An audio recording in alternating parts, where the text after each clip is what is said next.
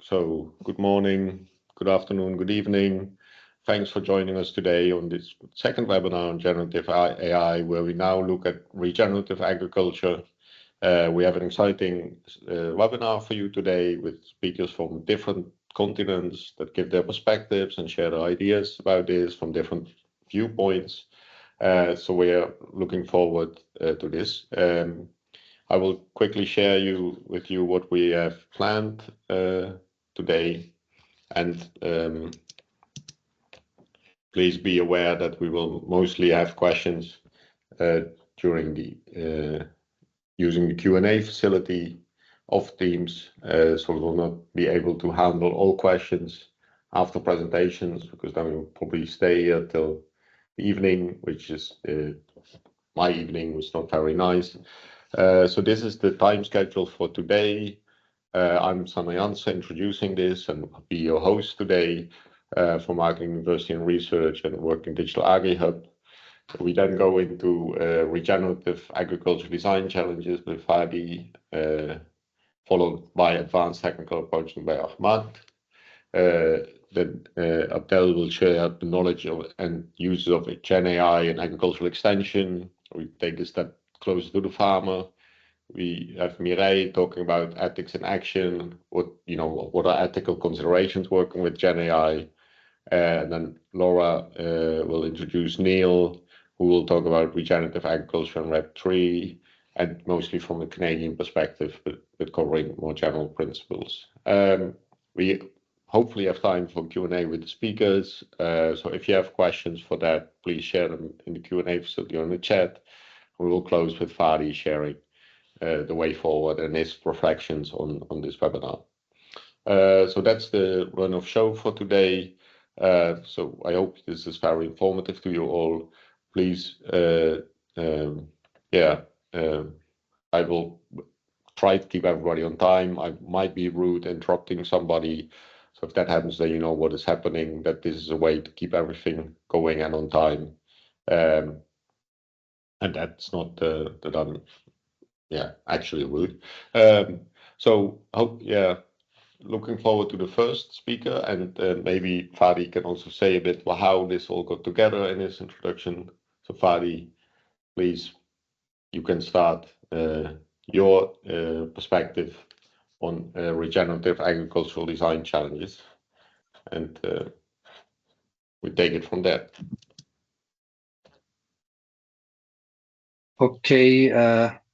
Okay, everybody. Good morning or afternoon, everyone. I'm Fadi Mujahid, a digital agriculture expert. I hope everyone can see my screen. Yes, that's visible. Yes. Okay. It's a pleasure to be here today as part of this important conversation on the potential of generative AI to serve regenerative agriculture. My role today in these 9 minutes is to set the stage by discussing the real challenge we face, these challenges that we face on the ground when designing truly regenerative agriculture systems. Through my extensive work designing regenerative agriculture projects, my team and I have grappled with these very design challenges, very real design challenges. We have consistently seen the real world need for more sophisticated approaches or tools to help navigate this complexity effectively. So before we can explore how new tools might help, we need a solid understanding of the problems we are trying to solve. First, let's set the stage for the main subject, which is introducing the regenerative agriculture itself and the design process associated with it. Regenerative agriculture at its core is about improving ecosystem health. We are moving beyond simply sustaining resources. The goal is to actively enhance the health of our soil, our water cycles, and the biodiversity of our farms. This requires whole system thinking. Instead of working each part separately, trying to sustain it, and we look at nature as our model. studying its patterns and aiming to integrate all the components: soil, water, plants, animals, even markets and people, into a cohesive functional whole. And critically, this leads to context-specific design. We need to understand that there is no single regenerative recipe, but rather a process with inputs, goals, or objectives, and context.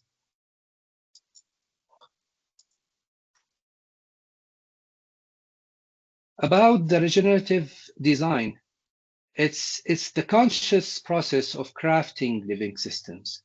This demands a holistic approach. We are not just managing inputs and outputs. We are designing complex dynamic systems, ensuring that we integrate plants, animals, and soil health synergistically.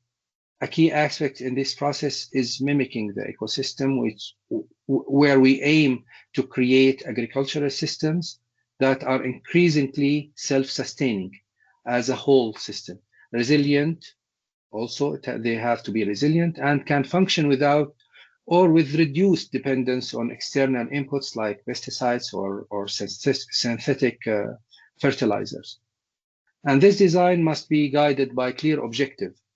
While ecological regeneration is central, we should also hold the design process to achieve specific outcomes that are mandated by the owner, whether it's the farmer or the landlord.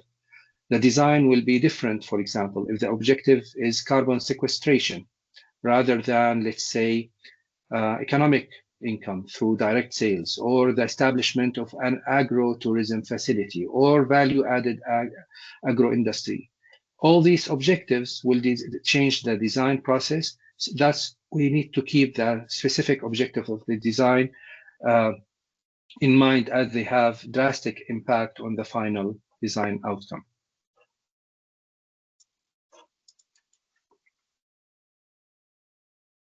Now let's delve into the specific challenges. One of the most significant challenges is the integration of the puzzle of plants, animals, or in some cases also fish if applicable, and the soil.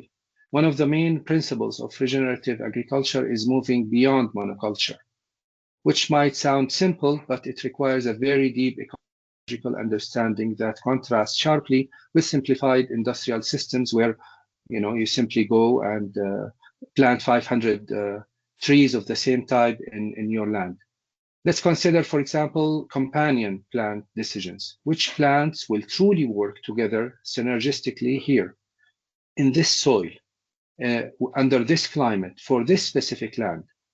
There are vast possibilities, and getting it wrong carries risks, such as unintended competition or attracting new pests, or etc. There are so many risks that mixing the wrong plants together. It's a complex trial and error loop that farmers do not afford to go through. We have to make these decisions ahead during the design process to avoid farmers to go through these risks. And then there is the integrating livestock and fish. The goal is synergy again, not just adding animals or adding different plants. How do we design grazing or manure management to generally build soil fertility? How do we select the right breeds or species that fit the ecosystem and the market? As you can see, there are so many design decisions that need to be taken into consideration. And then we go into the economic feasibility, which is very important. A brilliant ecological design is useless if it doesn't work in the real world. Can the farm remain profitable, for example, especially during the transition phase? As we have seen, quantifying the long-term ROI of improved soil health or resilience against short-term yield expectations can be a hard task to achieve, and in many times, even harder to persuade the farmer with. And finding reliable markets for the diverse products that are produced from the regenerative system isn't always easy. There is also the challenge of knowledge and where regenerative agriculture demands incredibly broad knowledge: ecology, soil science, water management, etc., etc. This naturally leads to higher management complexity. These systems require constant observation, adaptive management based on changing conditions, and a deep understanding that context is everything. Now, this will take us to the final stage of complexity of regenerative agriculture design, which is designing for the uncertainty of a changing climate. Climate change acts as an amplifier, intensifying all the challenges we have discussed. In reality, we are designing for a moving target. Extreme weather events like deep droughts or heat waves are becoming more frequent, and shifting seasons and new pest pressures are adding more further layers of complexity. Effective water management becomes also absolutely crucial. How do we design systems like that can simultaneously handle scarcity and floods? All of these necessitates constant calibration. Our initial designs are merely hypotheses. Ongoing adaptation based on observed changes in the climate and the ecosystem is essential. We need dynamic feedback loop informing continuous management adjustment. So as you can see, all these challenges highlight exactly why we need to explore powerful tools like generative AI and to help us with this design process. Thank you all for listening. I hand it over now to Sander for the next session. Thanks, Fadi, for this introduction and to setting out the challenges with regenerative agriculture.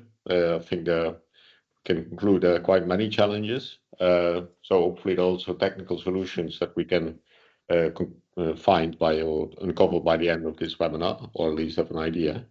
So if you have any questions to Fadi, please post them in the Q&A facility so that he can also there hopefully answer them. Then we now go to Ahmad to talk about the technical solutions for this. And yeah, Ahmad, looking forward to your perspective on the technical possibilities here. Okay, hello everyone. My presentation is visible? Yes, it's working. Okay, perfect. Yes. Good afternoon and good morning, everyone. I am Ahmed Mujahid, a senior software engineer and an AI consultant. I'm pleased today to present a technical vision for a generative AI copilot designed to support experts like you in regenerative agricultural design. We will focus on a modular and adaptable architecture that puts you, the expert, in control. As we saw in the previous presentation, regenerative design is complex and deeply connected to each specific site. It's like solving a puzzle with pieces from soil science, water management, plant selection, climate factors, regulations, and economics. You need to make sense of all kinds of data, soil tests that you have collected, weather patterns, and a lot more, often scattered across different sources. And as we all know, every farm needs its own unique approach to balance soil health, biodiversity, and yield, and much more. We want to build tools that enhance your expertise when tackling these challenges. Our vision is an interactive AI copilot that is built to collaborate with you. It walks alongside you throughout the consultation process, asking for your input and decisions on every step of the way, where you always be on control. If it finds and organizes the data from specialized sources right when you need them. Think of it as your dedicated assistant, handling the data complexity so you can focus on making the important design decisions and letting you focus on the bigger picture more. The brain behind all of this is a large language model, or as we refer to these days, LLM. The main job of the LLM is the main job for it is coordination. Understanding what you need, managing workflows, getting specific information from specialized modules, and bringing it all together into useful summaries. But there is a very big challenge with LLMs. which is the limited knowledge. LLMs needs to provide information that are verified, current, and relevant to your situation. And as we all know, every model has a cutoff date, which they don't have any information about anything happened after that date, which can cause a big problem when we talk about real-time data or new events and so on. We will use various techniques like RAG, for example, which we will use it on an internal knowledge base, perhaps accessing general regenerative agriculture principles or patterns from your past successful projects, or even retrieving your own past feedbacks from and corrections to personalize the response for you. Before I dive deeper into the system, I would like to briefly talk about a very important technique when enhancing LLMs, which is the RAG, or as we call it, Retrieval Augmented Generation. So RAG works like this. First, it processes your specific questions, like, for example, interpreting a soil test that you have uploaded. Second, instead of guessing, it searches trusted knowledge sources, soil science documents, for example, maybe university guidelines, or any other credible sources to find relevant facts. Third, it packages your questions with these relevant facts. And finally, it creates a response based specifically on those retrieved facts. This connects the answer to real facts, making it more trustworthy than what AI might guess on its own. Basically, we are trying to, and we are aiming to solve the hallucinating problem while using this technique. So how does the Copilot reliably communicate with different specialized sources, like, for example, soil module, weather, crops, or biodiversity module? The communication is done through something that we call Model Context Protocol, or MCP. Think of it as a universal adapter for these AI interactions, or as many are naming it, the Type C for GenAI. I mean, as we all know, Type C finally unified the chargers between iPhones and Android, which was really beneficial for all kinds of users. And this is what MCP is aiming to provide. It defines how Copilot asks for information and how any module must respond in a structured way. MCP does not care what's inside the module. It's only a communication protocol. This makes everything plays nicely together. Basically, the Copilot uses the same connection method to talk to all of these different expert modules. This basically creates a truly flexible architecture where, which basically it's a huge advantage for us. Think of these MCP modules as interchangeable expert consultants or specialized tools. You are not stuck with one option. If you used a soil module, then later you find out that it's not working for your region, for example, you can easily swap it with another one, maybe from another company that already provides soil modules. You need analysis for an unusual crop, you can just plug in a specialized module for that. You can easily also add new capabilities later, like, for example, carbon modeling or advanced water simulation or any other module that you might need. You get to use the best tools from different trusted sources, from any companies that might provide them, or they can be developed in-house as well. So the Copilot coordinates everything, while the deep knowledge comes from the experts modules you select. So how do these modules ensure their information is accurate, which is a very important topic that we must discuss. Each module uses their own methods. MCP just handles the communication. As you remember RAG, which we talked about in a few slides earlier, many modules will likely use these powerful techniques to enhance the answer's accuracy and reduce hallucination. For example, when you upload detailed soil test results, the Copilot sends this data to your chosen soil module, and that module parses the test results using RAG or any other technique that they find suitable to find relevant soil sciences guidelines for your specific data and crop choices, and create precise nutrient recommendation. This verified answer goes back to the Copilot, and the Copilot structures the final answer for you. So the thing here, the AI or the Copilot, the main brain for our system, doesn't just help with isolated topics, which is the big advantage. It does not just focus on soil or crops or any individual subject. The real strength is connecting information across different areas. When you see, you can see how your crops choices might affect your soil health over time.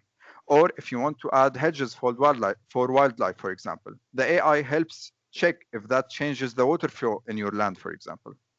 You can look at future climate predictions and see if your chosen crops will still thrive for years from now. The AI makes these connections clear, highlighting potential issues or trade-offs that are hard to track manually. This helps you build a more complete and fruitful plan than manually checking everything individually. And remember, you are always making the final decision based on this clearer picture that the Copilot provided to you. So let's talk about feedback. The expert feedback is what makes this system get smarter, both immediately and over time. As you work, you provide direct input, rating suggestions, correcting information, or adding notes about your choices. This expertise immediately improves your current session. The Copilot adapts in real time to your corrections, instantly incorporating your expertise into the next response. Your feedback is also preserved, building a personalized knowledge base that the Copilot references in the future sessions, remembering your preferences and corrections. So basically, the idea here is that you are not starting from scratch every time you start a new study. You are building a personalized knowledge base where the Copilot will remember everything that you said before. When feedback relates to a specific module data, like for example, the soil reading, it gets sent to that module's provider, helping improve their specialized tool for everyone. This dual approach, while it affects the main system and the modules, means the system becomes a better partner for both immediately and with each interaction over time, truly adapting to your expertise and preferences. Now, let's take a look at a quick example of how feedback might help. If you tell the Copilot that, for example, the summary was confusing, it learns to explain things better next time. That improves the first system. Or maybe you like the questions to be more concise, you like them longer, and so on. So it's basically your preference will be noted by the AI Copilot. If you correct information about, let's say, nitrogen levels from the soil module, that specific feedback helps the soil module provider refine their tool. The system can remember your past feedback. If you corrected something last week, the AI recalls that correction when the topic comes up again, avoiding repeated mistakes. This means that both the main assistant and the expert modules get better with your help. When these suggestions are verified, it can help build a very reliable knowledge base that benefits everyone using the system, and it gets better over time. So the benefits of this modular MCP-based approach are significant. For you as an expert, it offers a guided workflow when you stay in control, work more efficiently, and access top quality specialized tool, making you focus more on the bigger picture. For the wider community, it means flexibility and adaptability as science evolves, and an open system that encourages new ideas and improvements.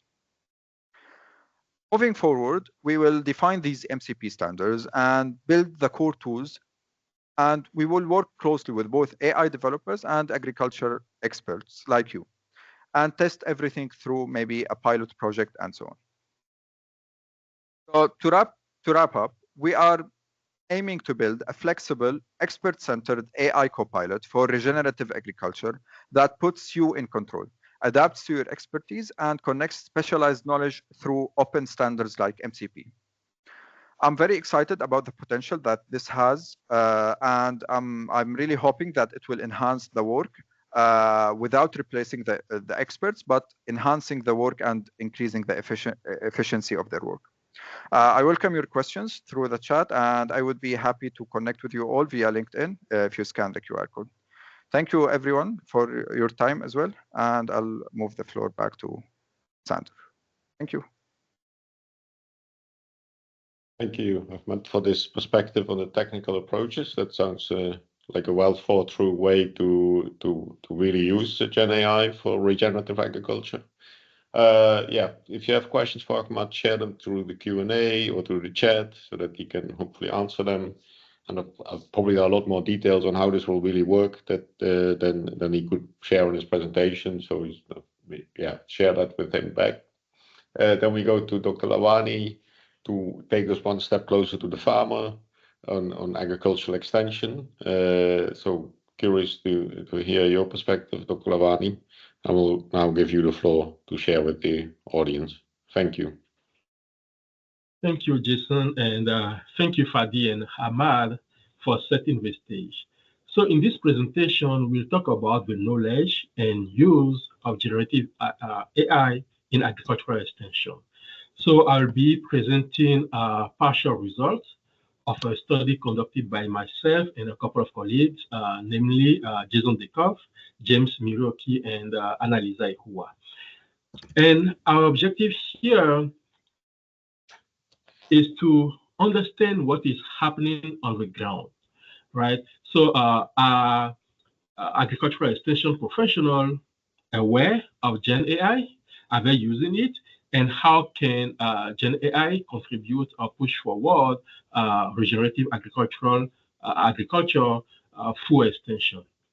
So basically, we have on one side this push for agricultural practices that will restore the soil, regenerative agriculture through improving soil, biodiversity, basically the whole system. And on another side, we have this tool, which is incredible, Gen AI, which can understand pattern, complex pattern, and produce new output, test, images, code, so on and so forth. In this presentation, I will argue that for these two tools to work efficiently, it will depend on the extension agents because they are the ones who are in contact with the farmers. They serve basically as a bridge. They are the ones who translate the scientific information. And if farmers have to adopt regenerative agricultural principles, where extension agent will play a critical role. And to do so, I will present the case of agricultural extension professional in Tennessee. So we survey around 144 extension professionals, and we judge a couple of things, such as their knowledge and use of Gen AI tool, the factors that affect the usage or not of the knowledge of Gen AI tools, and we also examine the perceptions and the roadblock that they have identified as, limiting the use of Gen AI. We use quantitative analysis, regression, and also machine learning, topic modeling to dive deeper into the, what the farmers share with us.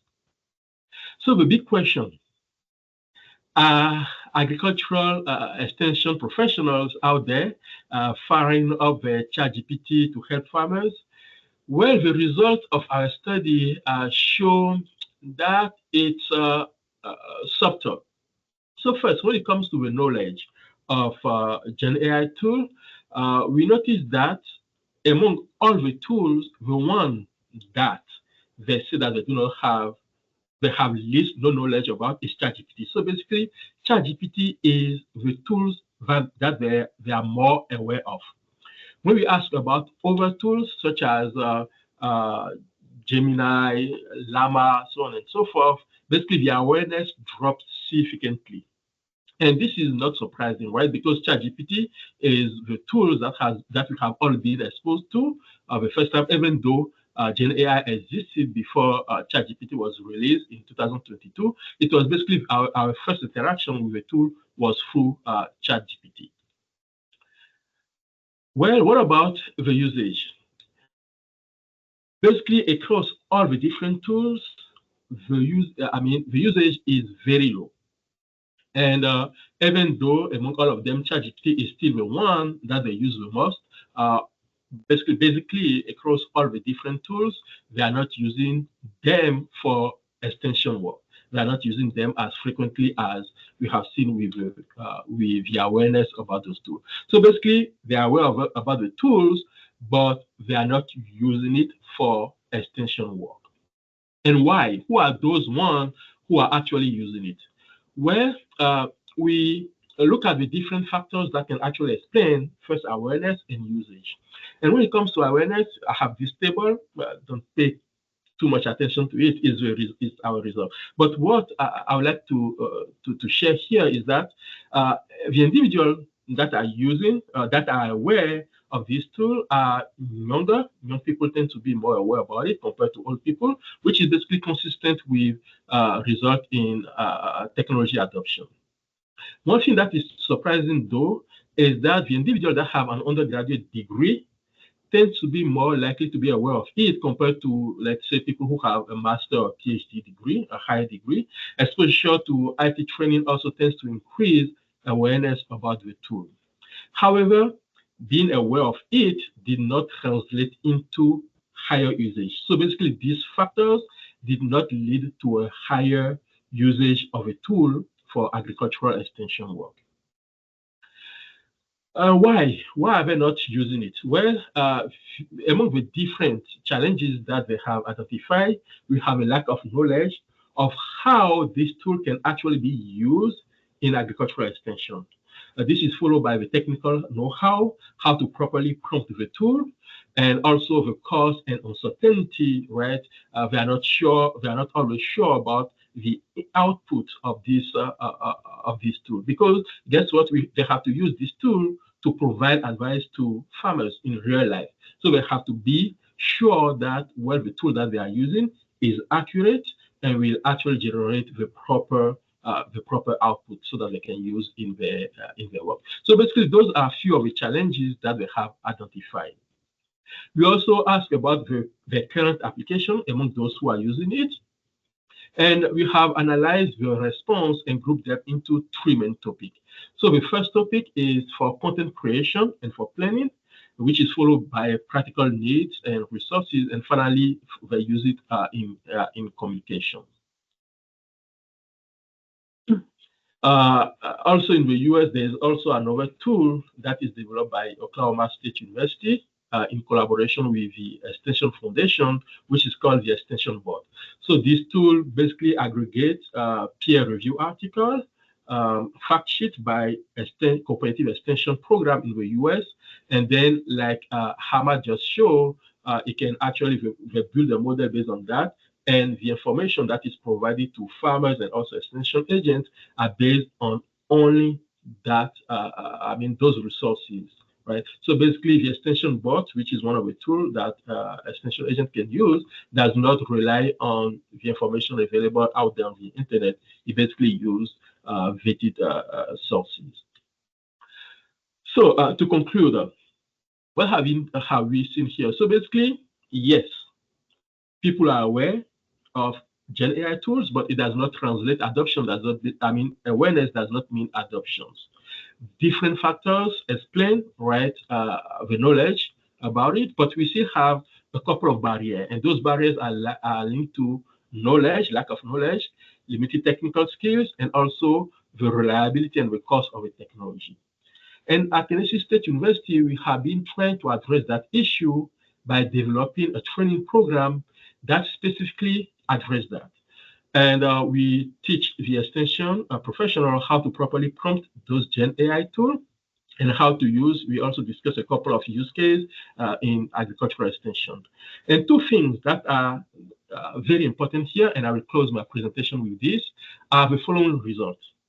At the beginning of our presentation of our training, we ask about the agent about the knowledge about the tool. And you can see it's around 24%, which is consistent with our result.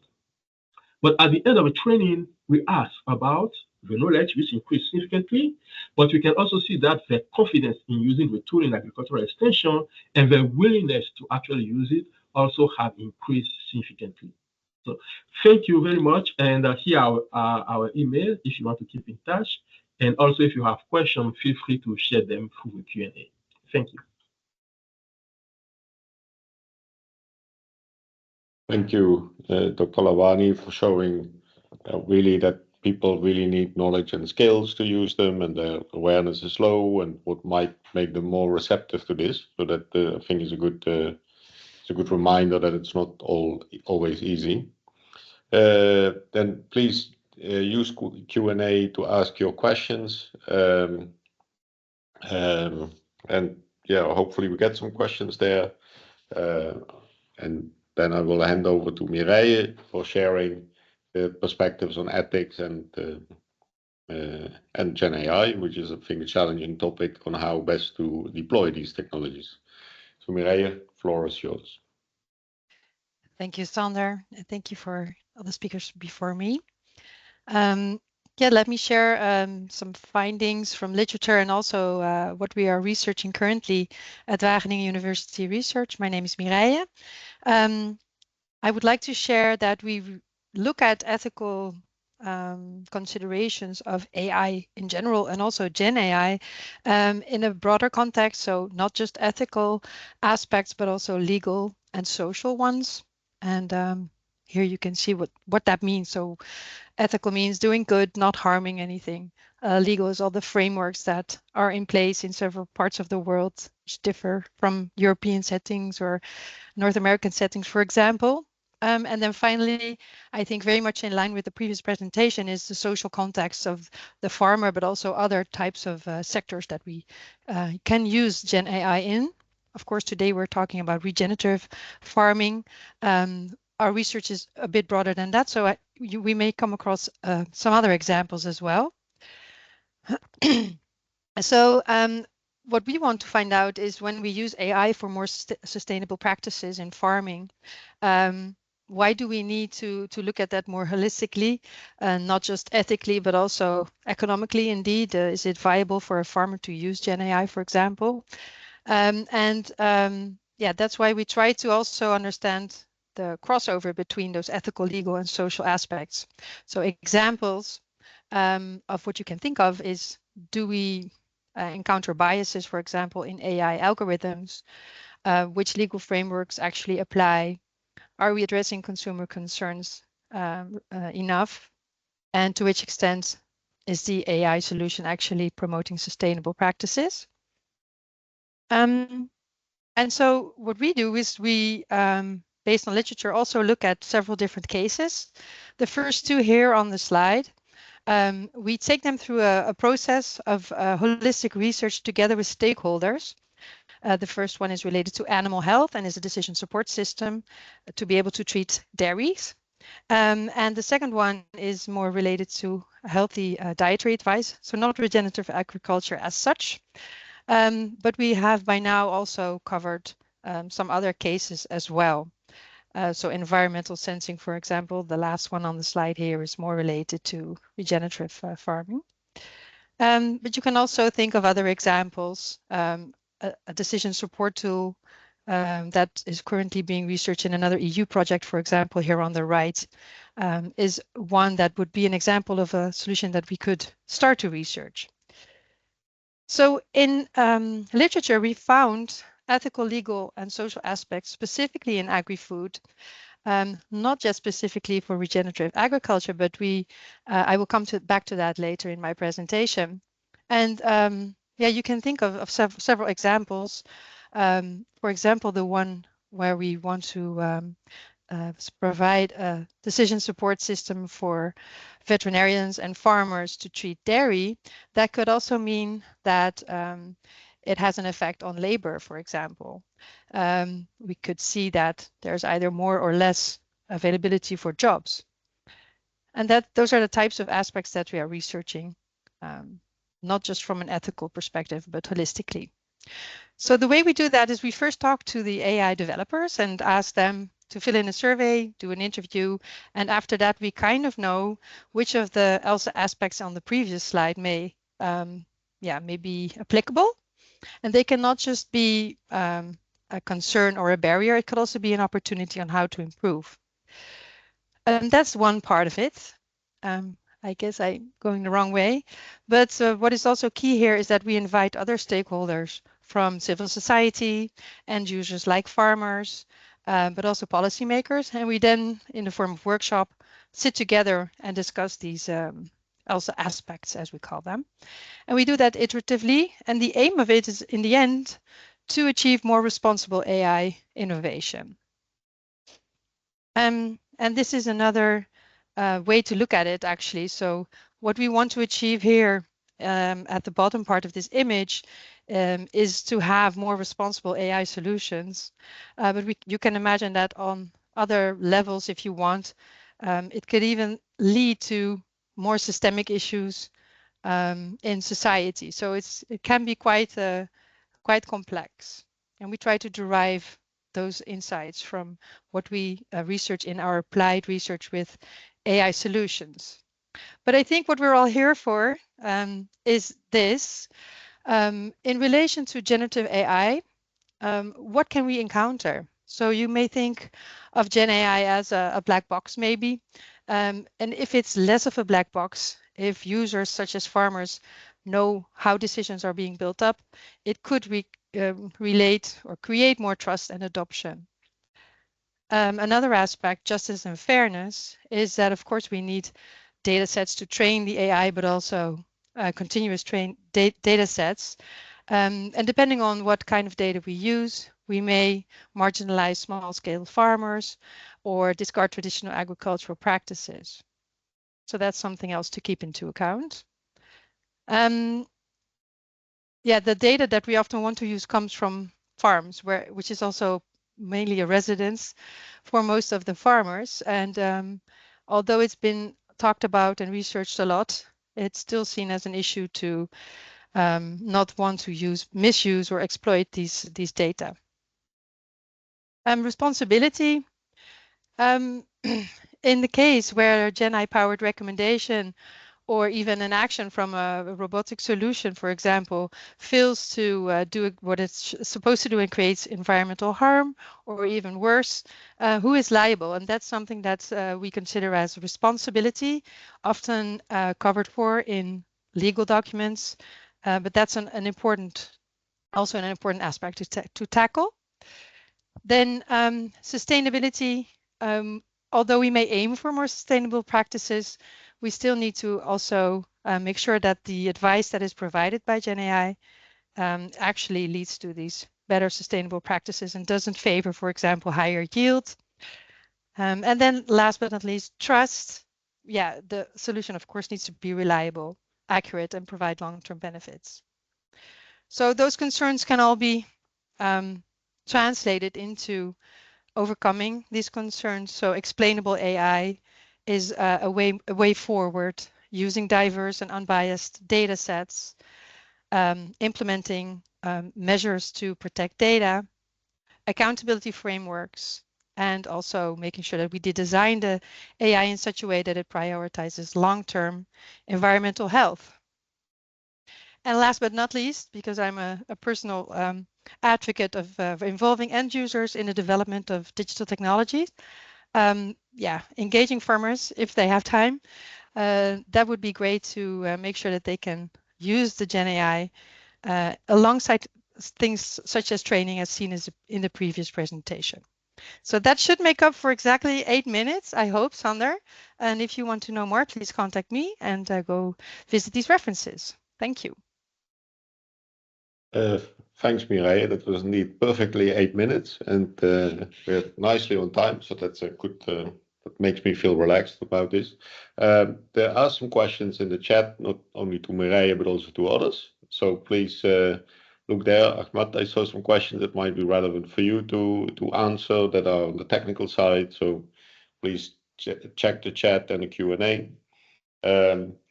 Thanks, Mireille, for sharing these perspectives and these challenging questions I think we have ahead of us for really using AI in a responsible way, these Gen AI systems. I think there's a lot of work still to be done and maybe a lot of implications that we don't oversee yet. So that's something good to highlight now, and of course more work will come out of that. Then we now go to Laura and Neil, and Laura will introduce Neil, who gives even more of a farming perspective. So I will hand over to you, Laura, and then we will gradually move forward. Thanks.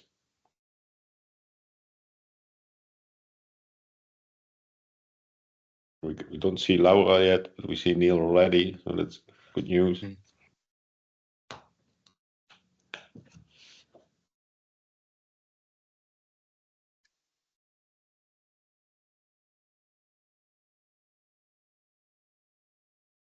I can introduce myself here if Laura is having difficulties getting on. Yeah. I think Laura might have a problem here. So Laura, I'm sorry about this. There she is. I'm so sorry. There you are. My apologies.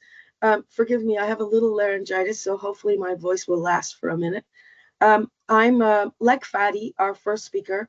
I supported the concept of the AI series that we're putting on today and also earlier this month. I'm the founder of Carob Farm, which is an ag tech startup and a new solution for farmers. So at the core of what we're doing is farmer community, a knowledge sharing platform. So we collaborate with leading agriculture universities and international researchers, and they share their cutting edge knowledge with us, and we share it with the farmers, hopefully helping them to create more informed decisions. I'm going to add my LinkedIn to the chat, and hopefully you can connect with me. But really the reason why I'm here is to introduce our next speaker, Neil Smith. Neil is a leading figure in regenerative agriculture. Beyond running his own farm, Neil has collaborated with farmers worldwide, replacing outdated practices with regenerative solutions that prioritize abundance and resilience. Neil empowers farmers to harness data-driven tools, decentralized systems, and community networks to unlock their land's full potential. His work aims to inspire individuals and communities to take actionable steps toward a more resilient future. And at that, I'm going to leave it with Neil, and he'll tell us a little bit about all the amazing work he's doing. Go ahead. Thanks, Neil. Thank you so much, Laura, and thanks to all the speakers that presented ahead of me here. Really excited to be talking about this topic. I think it's a very pertinent one. I've been involved in ag tech for most of my life in agriculture. Ag tech has traditionally been very complex with numerous settings, deeply nested features that can overwhelm most farmers or users. I think GenAI really helps simplify these tools, making it a bit more intuitive. Some of the presenters have talked about steps that are moving towards helping create these efficiencies. Chatbots that are coming into play to give that farmer an extension knowledge base, automating managerial tasks or farm management plans to make sure that there is, an ability to continue to replace outdated task-oriented processes and really move into powered tools, enabling an education source or a opportunity to build upon the gaps in analysis that arise from all productivity that we have in our farms today. Where I come in is really at the core of regenerative agriculture, which is the soil. And I think one of the big issues that I see with regenerative, and I'll start negative and end positive, is that soil is a very complicated process to just slap AI into. And I don't mean slap it in the sense that it can't be done, but it's hypervariable, deep contextual representations of living dynamic systems. Data scarcity tends to be an issue when we start thinking about globally. There's a saying that was presented to me just recently, asking AI to understand soil is like asking it to generalize the personality of every human based on a handful of individuals. And so we certainly need greater adoption to really think about how we can integrate soil data into this model, which is the foundation of every regenerative system plan that we're going to be designing. Starts and stops with soil from my perspective. I work with a group called Grow, and we've got a blockchain, and I really believe in the power of the blockchain to be the pathway forward to help with governance around enabling AI to go further and faster. And so that is really where I see the web of interdependencies finding more strength is, integrating the data governance structure, utilizing a blockchain. I also really believe that we need continual triangulation of multi-source data streams, AI sensors, satellites, spectrometry, farmer logs, farmer in the loop validation, and that could be agrologists, farmers themselves, or specialists from extension offices, like we've heard here on the presentation today. For AI, for GenAI, really to take root at the field level, particularly with soil, we need to ensure that we have that human in the loop validation. I like to call it farmer in the loop. Integration with system-based models, so really understanding holistic farm management frameworks that we can verify and benchmark against, and then that multi-source data stream that comes in from all those components I mentioned, IoT sensors, satellites, logs, et cetera, and so forth. If we can run that through an Oracle and have that stored, that qualitative insight stored on a decentralized access control ledger, such as a blockchain, I really believe AI has an ability to really start making huge impacts. But we need to start linking the pieces together. We've talked about ethics. We've talked about some of the tool sets. You've heard from previous presenters here. And so I think we take it a step further by bringing in this decentralized controlled access. Data sovereignty for a lot of farmers that I engage with is at the core of everything they do. People don't want data used against them, used in a way that is misrepresenting the outputs that they're looking for. And so we need to find better governance sources and access control to those pieces. And we can do that through recognition systems. We can do that through royalty systems, but we need to ensure that communities or data originators own their data and that they start using it in an effective way that can help generate those data sets for training the GenAI components. So soil at the core of its foundation for regenerative systems that we're creating is one that I think is going to create a lot of complexity for GenAI. I really believe in what GenAI is doing currently for those farm-oriented tasks, the above soil conditioning that we see, and all the wonderful chatbots and co-piloting that's going on. But the below the soil will be this sort of next iteration that I really think we need to sink our teeth into. And once we start aligning those two pieces, GenAI is really going to start to change the way we farm globally, so on small scale and large production operations. And I really want to challenge GenAI to start getting there in terms of that componentry below the soil. And with that, I will wrap up. Thank you so much. Thanks, Neil and Laura, for giving this perspective on soils and what you're doing in Canada and adding the idea of distributed systems to this, to blockchain. That's an exciting development, so that's really good to know. You're perfectly on time. I didn't know, I didn't have to be rude in this session, so that's a good thing, I think, that I'm very happy about. Thanks to all speakers for this achievement. I think we have some, I see questions being answered in the chat and all this, so that's very nice. I think one point I see coming back there is the sort of idea of localization. So how local is the knowledge? And I think that comes back a bit back what Neil just mentioned. So I think that's and can you use then a small language model? Do you need a large language model to do this, address this point? Maybe I would want to address this question for a moment to Ahmad and then Dr. Lawani to give their perspectives on this. If that's okay. So Ahmad, can I go first to you to address this? Yes, and then yes, we'll please. do Dr. Lawani to mention something about this. Go ahead, Ahmad. Okay, so basically we are, the co-pilot is an LLM. The main co-pilot is an LLM that organizes everything between the modules. It uses RAG or any other technique to check, for example, for specific local information sources before giving the answer.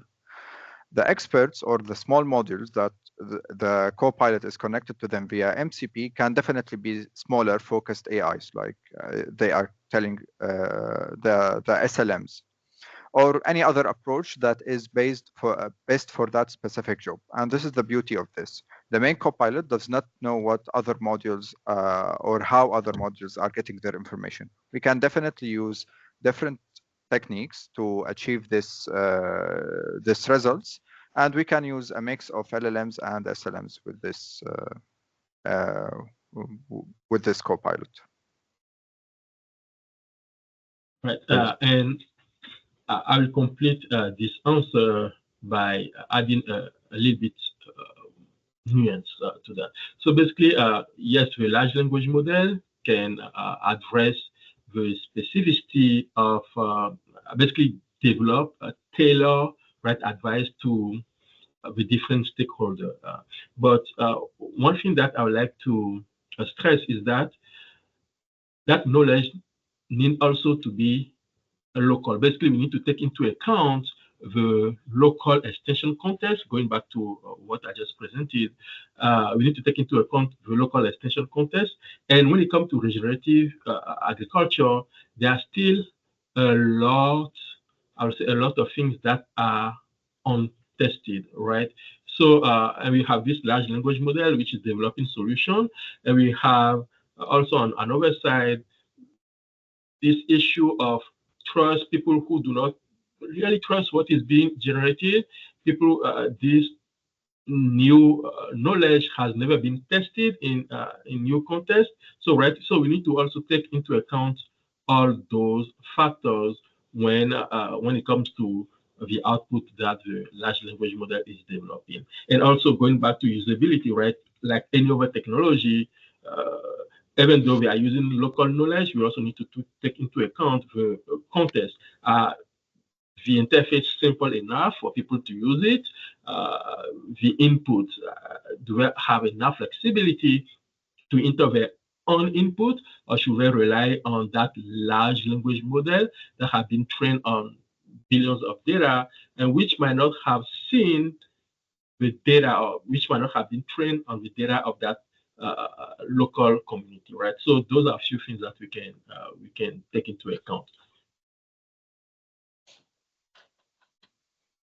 Thanks, Ahmad and Dr. Lalani for sharing. I think another point is that I see also in the question that we also had as a question is this GenAI assisting farmers in making regenerative agriculture choices. So I will maybe address this to Neil and Mireille also, how best to help the farmers really making both ecologically sound but also economically viable choices. Do you think that's, is that a dream we have, or is that possible now? How do you see that? And are there, maybe thinking a bit about what Mireille shared in the presentation, what are the biggest, ethical thing we should now focus on?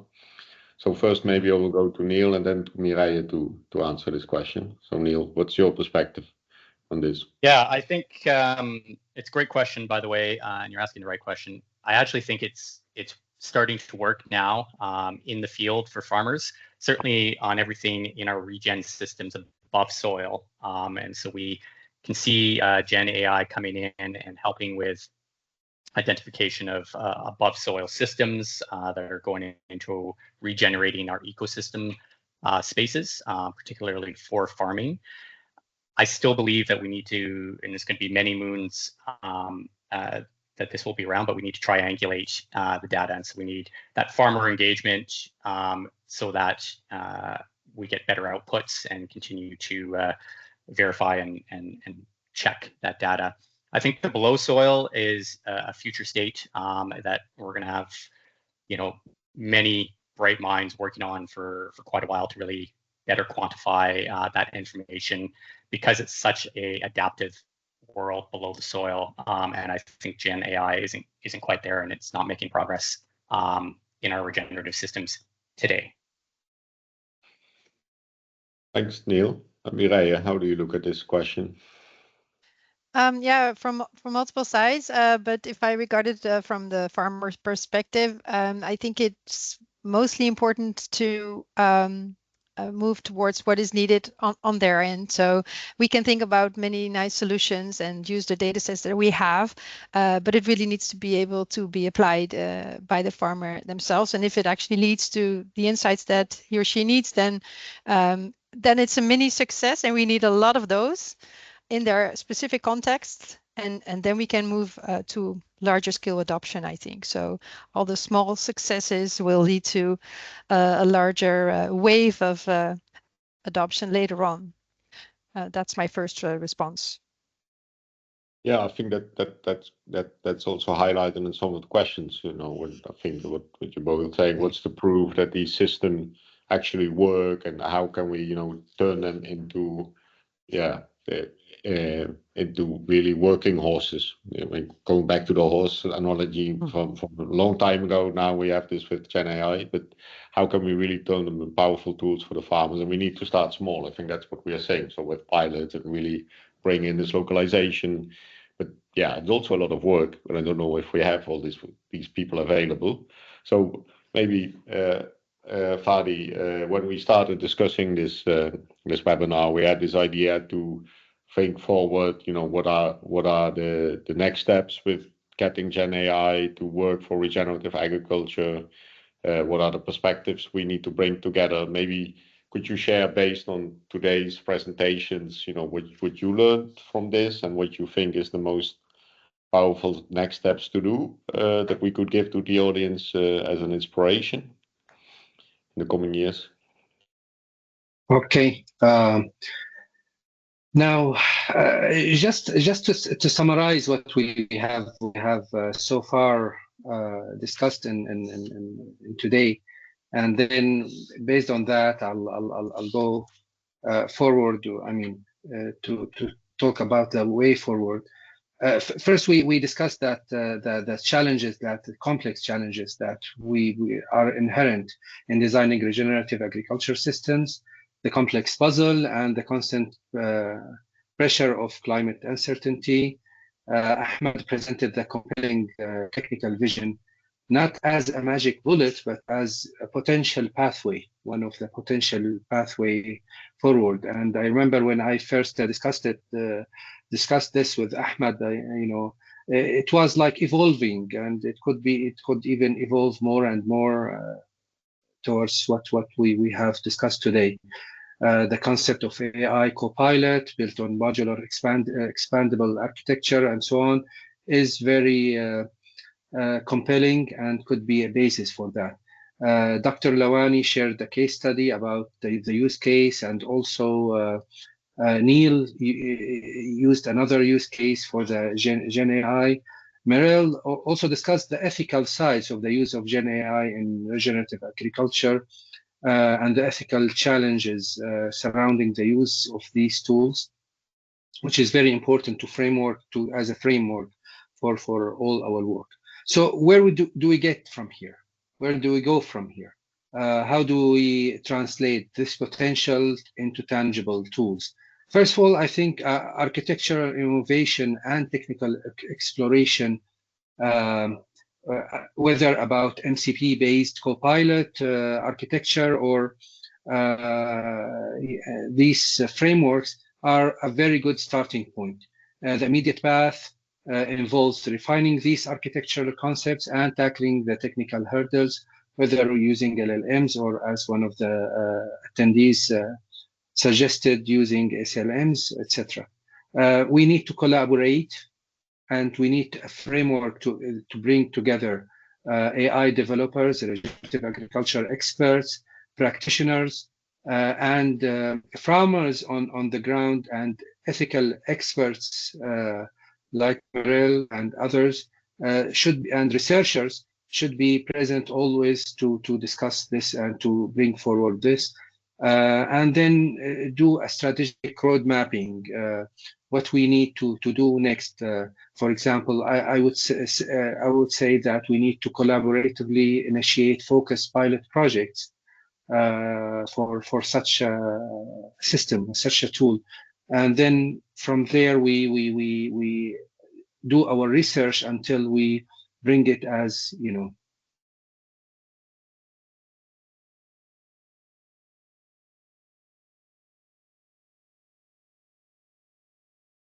Thanks. Thanks, Fadi. Oh, you still here? It seems that I don't know if Fadi sort of froze now for me. Sorry about this. Thanks for giving this overview. Just to let you know that we will share all presentations. And as a follow-up to this webinar, I think Fadi interrupted midway in the summary. One point is to really work together on this, of course. And I think on Fadi's slide, you could see the login for the D groups, the web link for the D groups where we have these discussions. Also find it on the Digital Agri Hub website for some things, but also other communities around that discuss this. So please link to the speakers if you have specific questions. And yeah, thanks all for joining today. We hope we gave you some insights on GenAI and regenerative agriculture, which is a challenging topic. And yeah, clear, I think, from the webinar that there's still a lot of work to do ahead of us, and we all needed to get together in this community and make sure that things happen, whether it's on localization, testing with farmers, maybe admitting that some solutions don't work and they're actually not that good and we need to start again. So thanks for joining. Hopefully we can start really doing some of these projects in the future. And a big thank to all speakers today for giving their rich perspectives, from the technical perspective from Ahmad, to the principles of Fadi, to ethical considerations from Mireille, to really working with farmers and what farmers really know about this from Dr. Lavani, and Laura and Neil with the practical perspective of doing this on soils and what these technologies bring. So with this, I'm happy to close this session. Thanks all for joining and staying with us today, and really hope you have learned a good session, and we're hoping to follow up with you in the future. Thanks all, and have a great rest of the day, morning, evening, sleep maybe for some of you, and yeah, see you in the future. Thank you. Bye.